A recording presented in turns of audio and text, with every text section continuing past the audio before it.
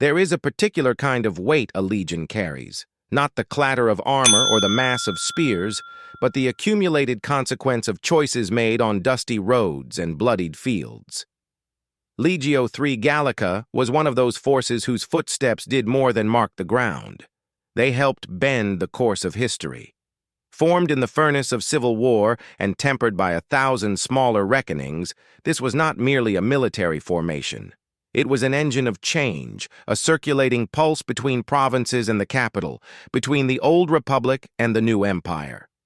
Born in 49 BCE amid Julius Caesar's decisive crossing of the Rubicon, Legio III Gallica was raised from men who already knew the taste of hardship, Gallic recruits who had learned their trade fighting alongside and against Rome's frontiers, mixed with seasoned Italic veterans. Their discipline was not invented overnight. It was a product of long campaigns, bitter winters on foreign soil, and the relentless grind of everyday soldiering. Yet what set them apart was their adaptability. They could march with the sharp precision of a Roman cohort into the chaos of civil war, then settle into the ambivalent permanence of an Eastern garrison, rebuilding the world they had conquered. To say they shaped epochs is not a flattering metaphor so much as a literal truth. In the decisive struggles that ended the Republic, their loyalty and prowess were a factor in political outcomes. Alliances forged on battlefields translated to thrones and treaties. Later, stationed in Syria and the Near East, Legio III Gallica became a cornerstone of imperial policy on Rome's most volatile border. Their duties extended far beyond pitched battles. They constructed roads that threaded empires together, fortified camps that became seeds of cities, and waterworks that altered daily life for generations. In the exchange between soldier and local, Roman and provincial, the legion became a living bridge.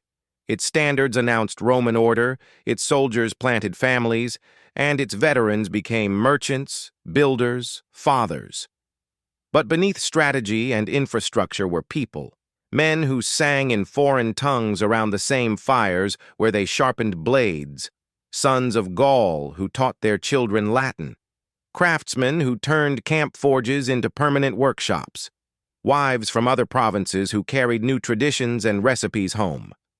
The Legio III Gallica's legacy is therefore double, visible in stone and road, and deeper still in the cultural sediment of towns and bloodlines. When, in 69 CE, the infamous Year of the Four Emperors, they threw their weight behind Vespasian, they did not simply choose a general, they chose a future for the communities they had carved out across the East. If you listen closely in the ruins of former camps, the echoes are not just military. They are human traces. Letters scratched into tile, the layout of a ruined bathhouse, the faint logic of a road that persists across fields.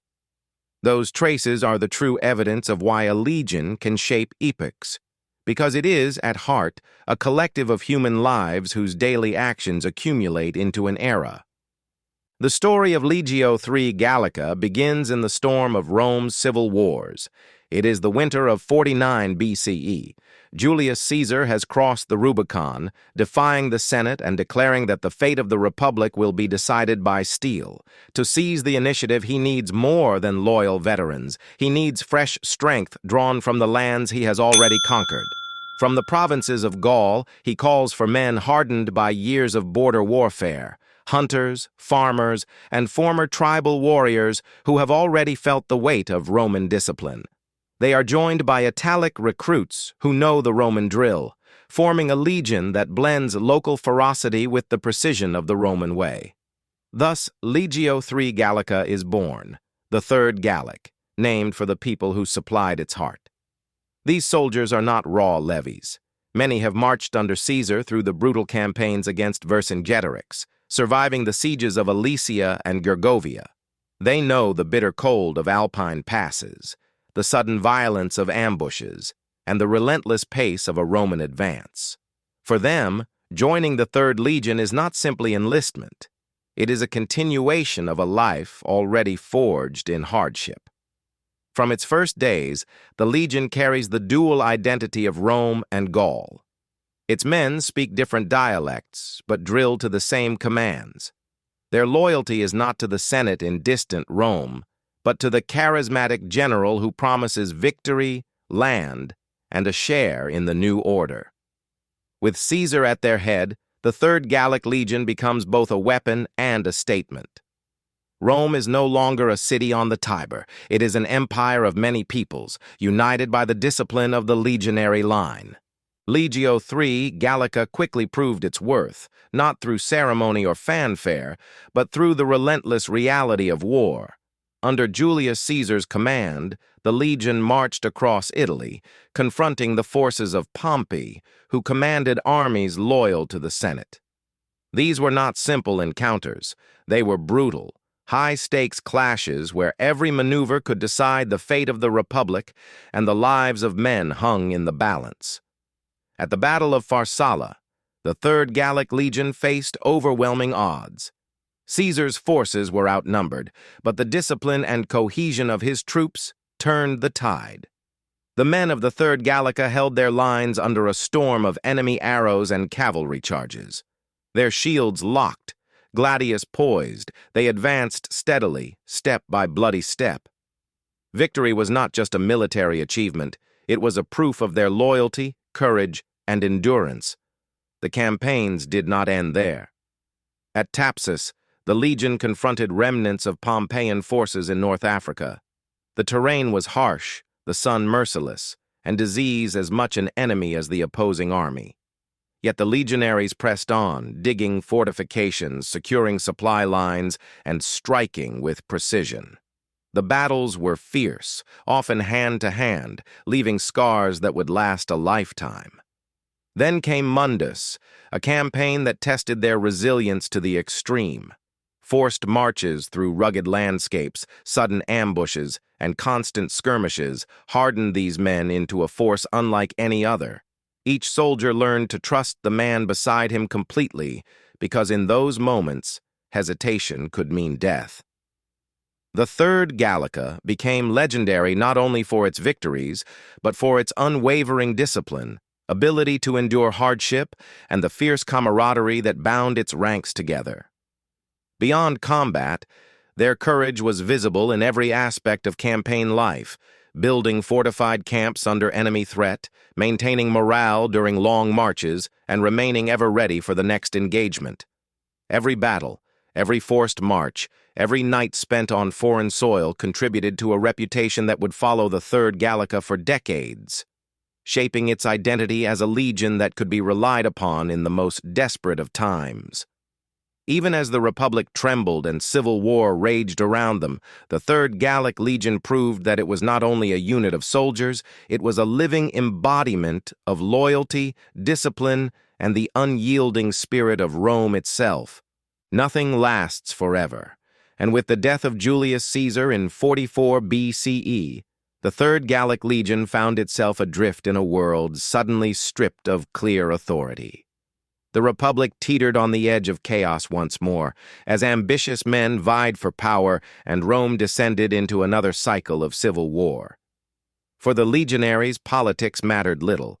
Their loyalty had always been to the general who led them into battle, not to distant senators debating in marble halls. In the years that followed, the Third Gallica shifted allegiances as circumstances demanded. They fought for Mark Antony, navigating the perilous struggle for control of Rome, and later found themselves opposed to forces loyal to Octavian, the future Augustus.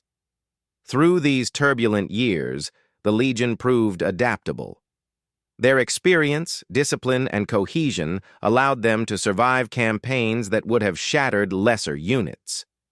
Despite the uncertainty, the Third Gallica maintained its reputation as a unit apart, elite, dependable, and unflinching.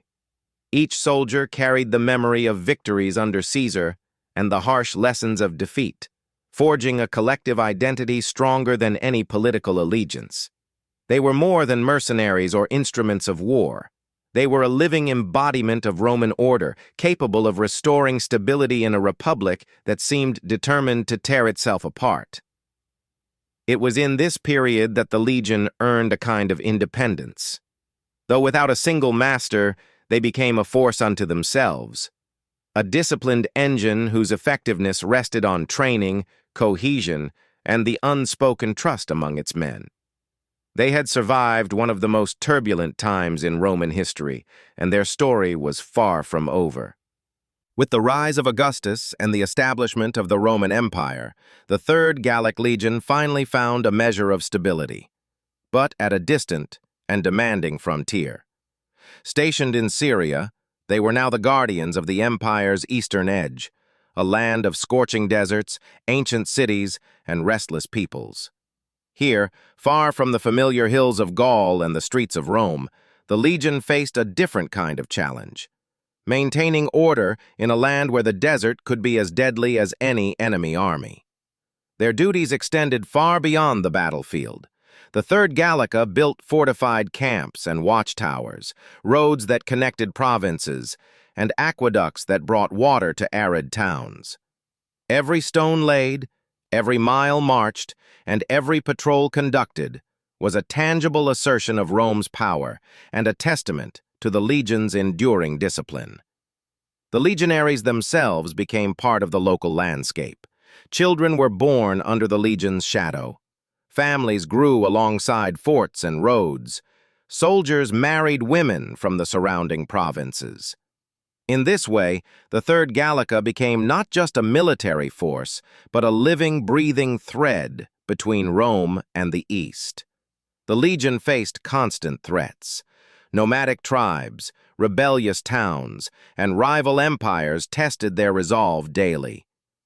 Yet the men of the Third Gallica adapted, learning local customs and terrain, mastering strategies that went beyond brute force. They were as much engineers, diplomats, and community builders as they were warriors. Their presence stabilized the region, and their influence shaped the culture and economy of the eastern provinces for generations. Through decades of service in Syria, the Third Gallic Legion earned a reputation that reached far beyond Rome. Disciplined, reliable, and resilient. Their campaigns and daily labor laid the foundation for Roman control in the East, leaving behind roads, fortresses, and cities that would endure long after the legion itself faded from history. In every patrol, every construction project, and every battle, the Third Gallica demonstrated that a legion's power was not measured solely in victories, but in the enduring mark it leaves on the lands it protects. The year 69 CE would be remembered as one of the most turbulent in Roman history, the year of the 4 emperors. In just 12 months, Rome witnessed the rise and fall of Galba, Otho, Vitellius, and finally Vespasian. The empire teetered on the brink of collapse, and the fate of millions rested on the actions of soldiers far from the capital. Stationed in Syria, Legio III Gallica was thrust into this maelstrom. Unlike many units whose loyalty wavered with the shifting political winds, the Third Gallic Legion chose its side with deliberation and resolve. When Vespasian emerged as a contender, the legion threw its weight behind him, recognizing in him not only a general, but a stabilizing force capable of restoring order to a fractured empire. Their support was decisive. As armies moved from the eastern provinces toward Italy, the Third Gallica provided not just manpower, but the hard-earned experience of decades in the field. Their presence reassured allies, intimidated opponents, and lent legitimacy to Vespasian's claim. It was a demonstration of how a single legion, disciplined and united, could influence the destiny of an empire. But the legion's contribution went beyond the battlefield. Their logistical expertise, building roads, securing supply lines, and fortifying key positions, ensured that Vespasian's forces could advance efficiently and with confidence. The men of the Third Gallica were not just soldiers. They were guardians of strategy, enforcers of order, and pillars of Rome's enduring power. By the end of the year, Vespasian had ascended to the throne, and the Third Gallic Legion had cemented its legacy as a force capable of shaping history. Their loyalty and courage in this pivotal moment would echo through the decades, demonstrating that the power of Rome was not found in the will of a single emperor, but in the steadfast resolve of its legions. After securing Vespasian's rule, the Third Gallic Legion continued to serve as a cornerstone of Rome's eastern frontier. The lands of Syria, Judea, and Mesopotamia were volatile, and Rome's ambitions collided with the enduring power of Eastern empires, first the Parthians and later the Sassanids. Here, the Third Gallica faced enemies who matched Roman discipline with cunning, cavalry speed, and knowledge of the harsh desert terrain. Campaigns against the Parthians demanded more than brute strength. The legion had to adapt to vast open plains, shifting sandstorms, and enemies skilled in mounted archery. The men of the Third Gallica learned to fight in coordinated formations that could withstand swift cavalry charges, using terrain and fortifications to neutralize the Parthian advantage. These campaigns tested not only their combat skills but their endurance, as supply lines stretched across hundreds of miles and the desert sun sapped men and animals alike. With the rise of the Sassanid Empire centuries later, the legion continued its vigilance. They constructed fortresses, patrolled rivers and passes, and acted as the first line of defense against incursions. Their presence stabilized the eastern provinces, protecting trade routes and Roman citizens alike. Yet even in times of relative peace, their vigilance never ceased. Training, construction, and patrols became daily rituals, instilling a sense of permanence in a land otherwise defined by uncertainty. The Third Gallic Legion's influence extended beyond warfare. Their fortresses became centers of administration, their roads facilitated commerce, and their camps often grew into towns, laying the foundation for urban life in remote provinces. Through decades of service, they left an enduring mark on the Eastern world. One measured not only in victories, but in the stability and infrastructure that would persist long after the legions themselves moved on. In every engagement with the Parthians and Sassanids, the Third Gallica demonstrated the qualities that had defined them since their founding: resilience, discipline, and the ability to endure hardships that would have broken lesser soldiers. They were a living testament to the strength and adaptability of Rome's legions, guardians of the empire's frontier and keepers of its legacy. While the Third Gallic Legion is remembered for its campaigns, fortresses, and victories, its true story lies in the lives of the men who wore its armor and the communities they created. Legionaries were not simply soldiers. They were craftsmen, builders, fathers, and neighbors, whose daily existence was as demanding as any battlefield. From dawn, the legionaries' lives were governed by discipline and routine. They trained relentlessly, drilling in formations that could withstand the charge of cavalry, mastering the precise use of the gladius and pilum, and learning to respond instantly to the trumpet's call. Yet war was only a part of their existence. Much of their time was spent constructing roads that threaded through hostile terrain, digging fortifications that could shelter thousands, and building aqueducts and bridges to sustain the growing settlements along the frontier. Each task reinforced the legion's cohesion, forging trust among men who would one day fight shoulder to shoulder in life-or-death battles. Life in camp also involved community and family. Many soldiers brought their wives and children to Syria, creating small settlements in the shadow of Roman forts. Children learned Latin and local languages, playing in streets lined with the timber and stone of legion-built structures. Women contributed not only to family life, but to the practical needs of the camp, managing supplies, tending gardens, and sometimes even nursing the wounded. Through these interactions, the legion became a bridge between cultures, blending Roman discipline with local traditions. Yet the life of a legionary was never easy. Disease, harsh climates, and the constant threat of skirmishes tested their endurance daily.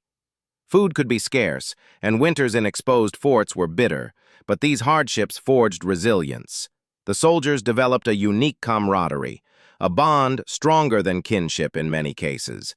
A man could trust the soldier beside him with his life, because that trust had been proven through toil, danger, and shared victories. Beyond the human struggle, the Legion also shaped society in profound ways. Veteran soldiers often settled near their former camps, becoming merchants, artisans, and civic leaders. Roads built by the Third Gallica facilitated trade and communication for centuries. Forts sometimes evolved into permanent towns and cities, leaving a tangible legacy that extended far beyond military ambitions. In essence, the Third Gallic Legion was more than an army. It was a mobile society, a network of human lives intertwined with the fate of Rome. Behind every disciplined maneuver and every victorious battle were the stories of men and women who endured, built, loved, and labored. Ordinary humans whose extraordinary commitment preserved the empire's reach and shaped the lands they occupied. As the centuries passed, the world around the Third Gallic Legion changed. Rome's power shifted, emperors came and went, and new enemies arose on the eastern frontiers. The Legion, once at the forefront of decisive battles, gradually transitioned from a conquering force to a stabilizing presence. They continued to patrol the borders, fortify cities, and maintain order against nomadic raids and regional rebellions. Yet, the glory of earlier campaigns faded. The Legion's name appears less frequently in historical records, and its movements become harder to trace. Still, even as its prominence declined, the Third Gallica remained a pillar of stability in the East, a living reminder of Rome's disciplined might. Its legacy endured not only in military achievements, but in the towns, roads, and fortresses it left behind. The soldiers' influence persisted in the lives of their descendants and the communities they had shaped. Though the Legion itself would eventually vanish from the rolls of the empire, the mark of its presence endured for generations. The story of Legio III Gallica is more than a chronicle of battles and campaigns. It is the story of human resilience, discipline, and the enduring impact of collective effort. From the cold fields of Gaul to the deserts of Syria, the Legion left traces that survived long after its soldiers laid down their arms. Roads, forts, towns, and aqueducts became lasting symbols of Roman presence, woven into the fabric of daily life across distant provinces. But the true legacy lies in the people themselves. Soldiers, their families, and the communities they fostered carried forward the lessons of endurance, loyalty, and adaptability. Through them, the spirit of the Third Gallica became part of the very culture it once defended, shaping generations far removed from the original campaigns. Even as the empire transformed and the Legion faded from historical records, its influence remained. Legio III Gallica was not merely a military unit, it was a bridge between worlds, a living testament to the power of human will, organized under discipline, strategy, and camaraderie. In the end, the Third Gallic Legion reminds us that history is not only made by rulers and emperors, but by the steadfast men and women whose lives, struggles, and achievements echo through time. They marched, they built, they fought, and in doing so they shaped epochs, leaving a legacy that endures far beyond the reach of any single empire.